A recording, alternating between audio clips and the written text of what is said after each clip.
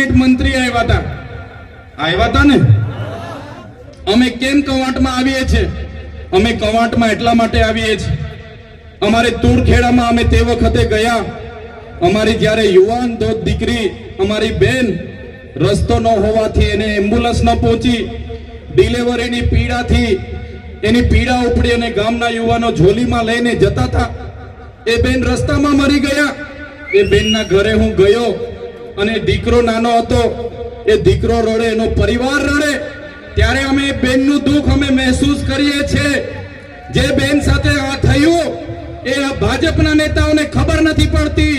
જે દિવસે આ ભાજપના સાંસદ, એમના મંત્રી, એમના ધારાસભ્યની બેન, પોતાની દીકરી સાથે આ રીતના જોલીમાં મૃત્યુ થશે ને, તે દિવસે આ લોકોને ભાન આવી જશે કે ડિલિવરીની પીડા શું હોય છે. આંબા ડુંગરમાં જે 28 ગામોને તમે વિસ્થાપિત કરવા માટેનું જે ગેજેટ બહાર પાડ્યું છે, ત્યારે આ કવાંટની ધરતી પરથી ભારતીય જનતા પાર્ટીના તમામ નેતાઓને, એમના મુખ્યમંત્રીને, એમના નાયબ મુખ્યમંત્રીને આ મંચ પરથી કહેવા માંગુ છું, અમારા આંબા ડુંગર વાળાના એક પણ લોકોને તમે છંછેડશો, તે દિવસે આંબા ડુંગરના લોકો માટે અમે અમારું ધડ આપી દેવા માટે પણ તૈયાર છે. છેલ્લા શ્વાસ સુધી અમે લડીશું. મને આ વિસ્તારમાં આવીને મંત્રીઓએ કીધું કે એનું દુકાન નથી.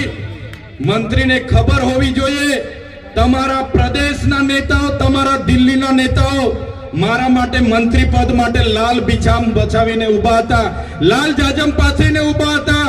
મને તમારા પ્રદેશના નેતા અને દિલ્હીના નેતાએ કીધું, ચૈતરભાઈ તમે આવો, તમને કાલે મંત્રીમાં અમે ઉપાડી લઈએ, કાલે મંત્રી બનાવી દઈએ. પણ આ ચૈતરભાઈ વસાવા મંત્રી તંત્રી મુખ્યમંત્રી માટે નથી, અમારા આદિવાસીઓ માટે લડવાવાળા નેતા છે. અહીંયા મંત્રી આવ્યા હતા 2-3 દિવસ પહેલા.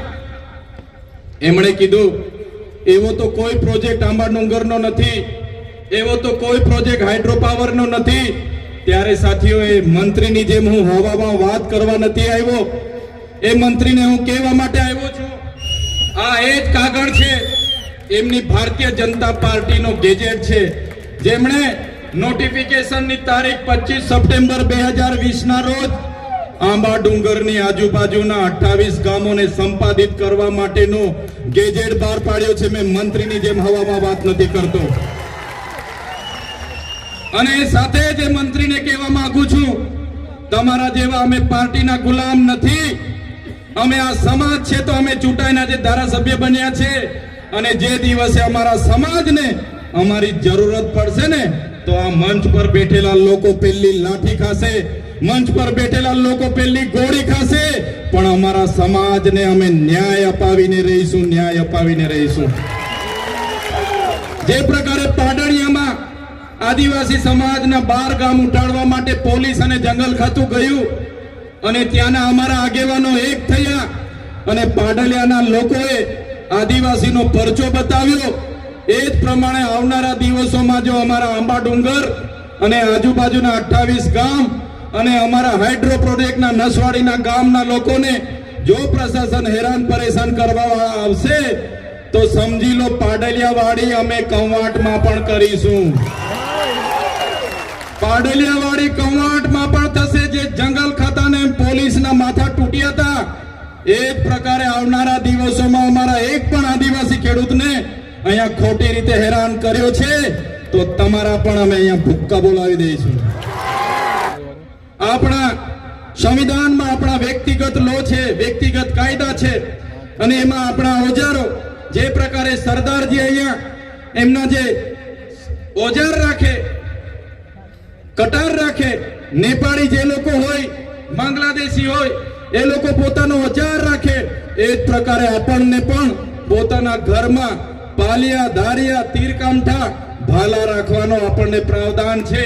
ત્યારે આપણે બધાને કહેવા માંગીએ છીએ, આપણા ઘરમાં જે પણ સાધન સામગ્રી, આપણા ઘરના ઓજારો છે, એ ઓજારો બધાએ સાચવીને મૂકવાના છે. જો આપણા વિસ્તારમાં ઉદ્યોગપતિઓની નજરો બગડશે, બહારના ઉદ્યોગપતિઓ આવીને આપણા લોકોના ગામડાઓ ખાલી કરાવશે, તો તે દિવસે પણ આ ભાલા, પાલિયા, તીરકામઠા અને ધાર્યા આપણે શણગાર માટે નથી મૂક્યા. તે દિવસે જરૂર પડશે તો એ ભાલા પાલિયા તીરકામઠા લઈને રોડ પર ઉતરવા પણ આપણને વાર નહીં લાગે.